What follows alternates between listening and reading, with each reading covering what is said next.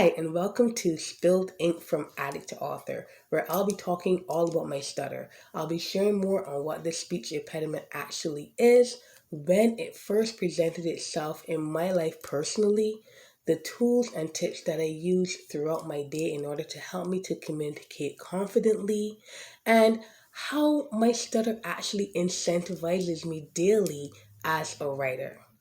This one is going to be good. So sit back, be entertained, be educated, and be inspired. Let's talk. So, as always, before we get started, a disclaimer.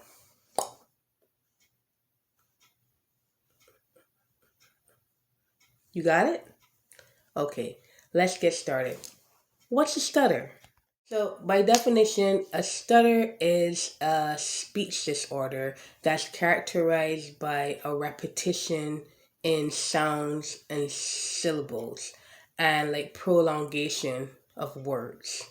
For me, if I put it simply, a stutter would be a speech impediment, meaning that it impedes your speech. To me, it is an interruption in my verbal delivery.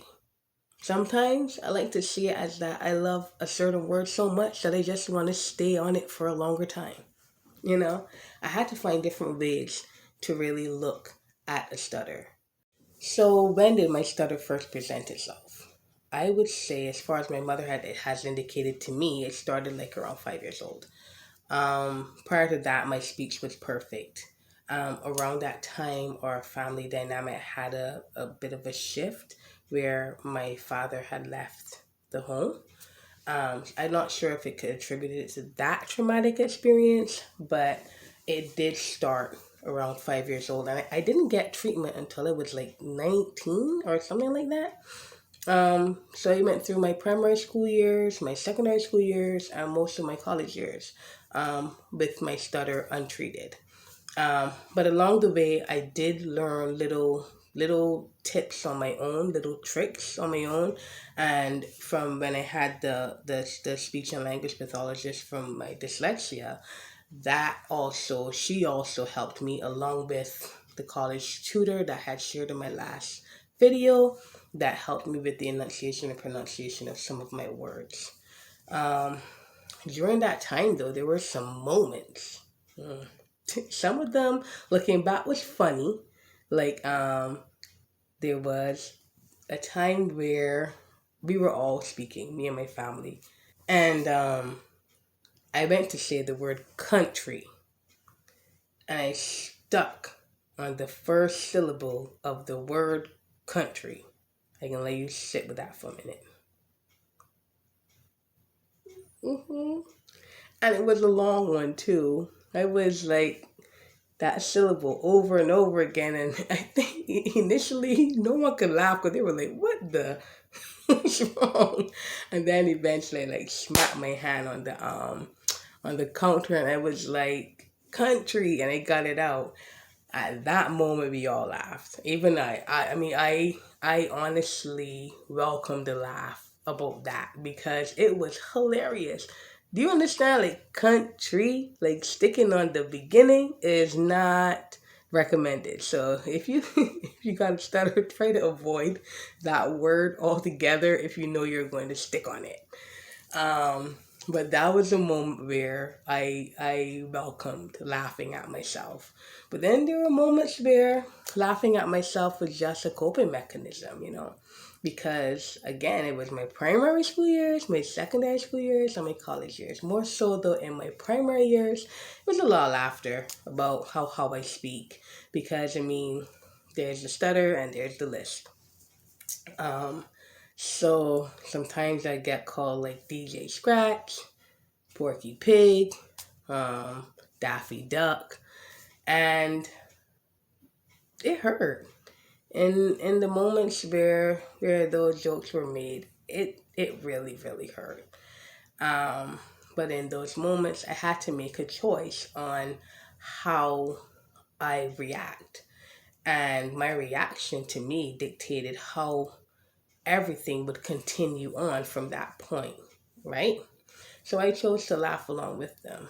and pray that by tomorrow the teasing stopped. It didn't stop the next day, but it stopped. We all became good friends, and we were okay. But looking back, if I think about it, the miseducation of people, and how at that time there wasn't much empathy around the situation. It was more just funny to everyone. So that's honestly why too I'm talking about it. I want to raise awareness about stuttering, because it's not funny and it hurts when you stutter and people laugh. It's already difficult to speak. Imagine now speaking under duress, right? So yeah, so that is like how my stutter presented itself, and just a little bit on how my life looked at that point. So what about the treatment? Like, what treatment did I get? So as I shared earlier, I got my treatment around 19 years old. I had gone to see a doctor called Dr. Ben Stabler. He was a speech pathologist. And when I met him, his stutter was worse than mine. I was like, how is he going to help me? I don't know if this is going to work, but he did. He helped me a lot because my stutter was way worse than this, and so was my lisp. So when I first met him, my biggest anxiety was behind answering the phone, because the person on the other end cannot see who I am. So immediately I'm thinking, if I stutter, they're going to think that I don't know what I'm talking about, or or they're going to laugh, and it's just a lot of anxiety for me to answer the phone. So he let me do it a couple of times. We had this like a reenactment light.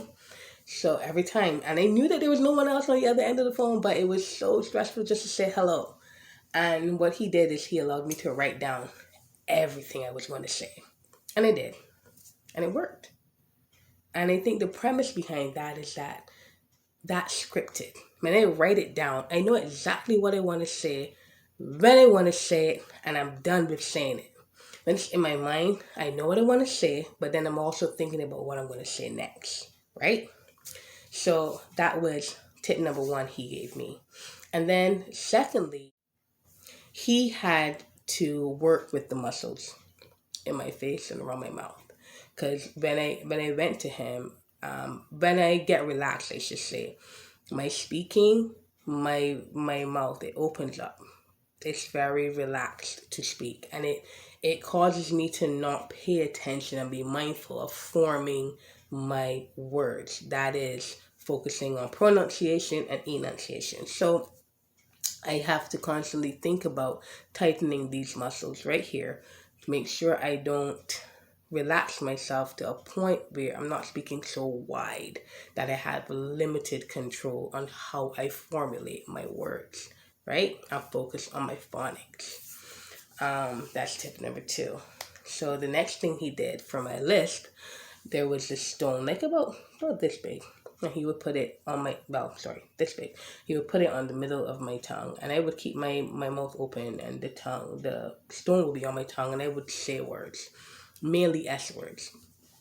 And I can do it now without the stone. So if I keep my tongue here, it changes how I speak. Although now changes is going to sound different, right?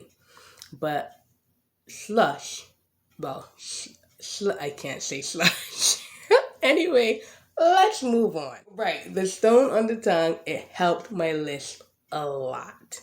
So that was number three. And then the other thing he told me is to just relax. Sometimes I may have to bubble through, and that's okay. There's some words and syllables that it's just not going to happen for me. And when that happens, just don't tense up. Let the stutter happen. That's what he called bubbling through it. So if I'm going to stick on the M, let the M roll as a stick and continue. Don't get so tense that you're stuck on this M repeatedly. And it's a real practice that you have to do. and also to help you keep focused. Because after you stick on something, your entire focus now is what is being delivered and how it's being received, and you completely forget on what you're talking about. So those are the four main things that he taught me. For me, along the way, what I do, I use my hands a lot, keeps me focused, helps me to remember to speak the way that I know will avoid me stammering too much. I also learned how to rearrange sentences, which you wouldn't know, but that's what I did just now. That was not what I wanted to say. But it came out and it gave you the idea of exactly what I was thinking, may not be in the way and the structure that I had it in my mind. I've also learned to substitute words, which is really, really helpful that you have a very wide vocabulary. So those are the little things that I do, and definitely you would see me holding or playing with it. Right now I have rings on. Maybe I may rock. These things, when these things are happening, it's now that I am hearing in my head because I hear the stutter. When I have a word that's going to come out of my mouth and it's going to be a stutter, I have time to recalculate, substitute, and then push it out because I can hear it beforehand. Because obviously we're thinking of what we're saying constantly, right? So we know what we're going to say next, correct? So for me, I would know if that word is going to be a hesitation for me. Um, so that's it in a nutshell. Like that's how I get through my day. Those are my little tips and tricks. So what I also want to share with you is some of the people that I have come across along my journey that have inspired me, right? They're people like James Earl Jones. Come on now. Lion King, Mufasa. You cannot forget that man's voice. And when I learned that he had a stutter, that was like, what? Like, how is he having a stutter and doing that? And then Samuel L. Jackson? Oh no. Come on now. For me, I was like, oh my gosh. Okay, if they can do it, I can do it. I'm gonna focus. I'm going to get my speech together. And then there's some people that may not be so famous. Like I met a young man, like I think last year, and I won't call him out by name, but he does have a speech impediment. And he inspired me the moment I spoke to him. I'm not sure if he understands how much he did, but he did. Because regardless of his speech impediment, we had an entire conversation and I was very proud of him. So before I go any further, remember to subscribe. Like, share, and subscribe. It's free. Now back to our talk.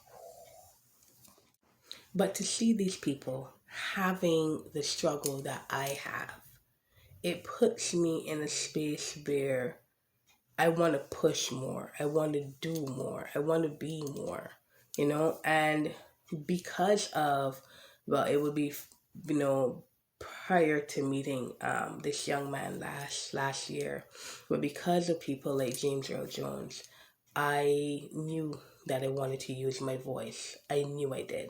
I love my voice and I wanted it to be heard. I wanted to hear my own voice. I started to sing. And singing is different because I don't stutter when I sing. It's different breathing involved. The words again are scripted, and I loved it. Then I did spoken word, which honestly was inspired from Maya Angelou. Understanding her story and when she lost her voice as a young girl. When she went mute for so long and comparing them to me. I mean, I didn't go through the trauma that she went through, but when I was younger, I only spoke when I had to. Pen and paper were my escape. That was my way of expressing myself, right?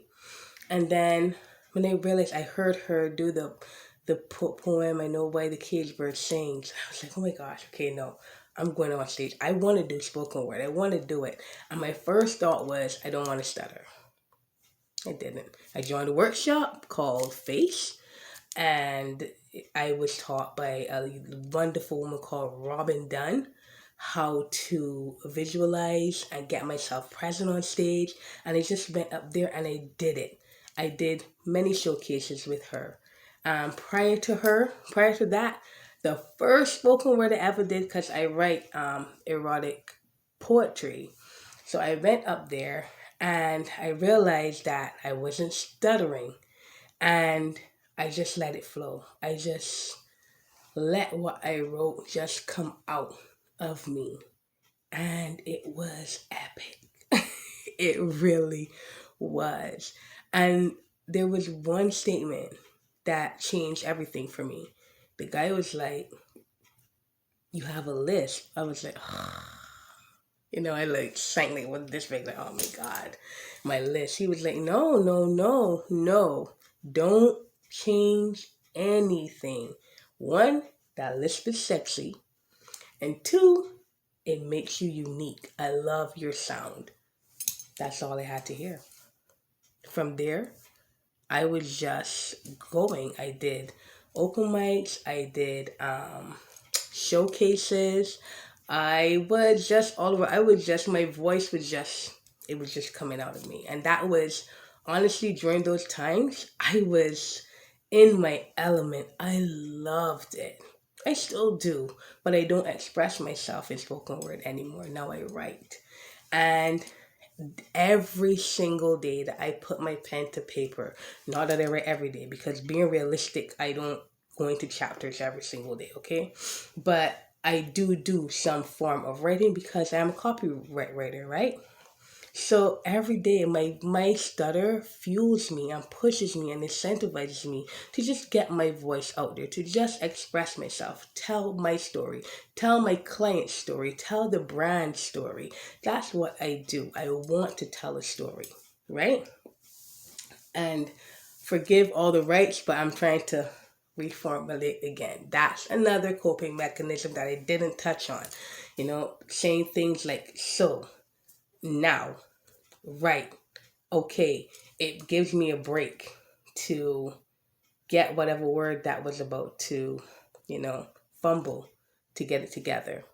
You know what? I also forgot one more thing that I do every single day. Every day, I look myself in the mirror and I speak. I have my affirmation. And when I speak, I lift my head up, I hold my shoulders back, and I look myself in the mirror every single day. Say, you are amazing. You are strong. And your voice will be heard. That's how I start my day. There's no one around. It's just me. And even if someone was around, so what? I talk to myself anyway. Shoot, I'm talking to myself right now. For you, but there's no one else here. Right? But yeah, I mean, those are little things that I do, and that's my life with the stutter. Plain and simple. This episode was not scripted. I just spoke off the top of my head. I wanted to give you me. So at the bottom of this description, you'll find some links to some resources where you can read more on stuttering and educate yourself on speech impediments. And I really hope that what I shared with you today helps you empathize a little bit more with people that struggle to get their voice heard. And for those out there that are struggling, I have one word for you: speak. And my motivation to you is, or my inspiration to you is right now, is that no matter what, your voice matters, and let it be heard. No matter how long you take to get your words out of your mouth, stand strong in who you are and in what you want to say, and you speak. Until next time, bye.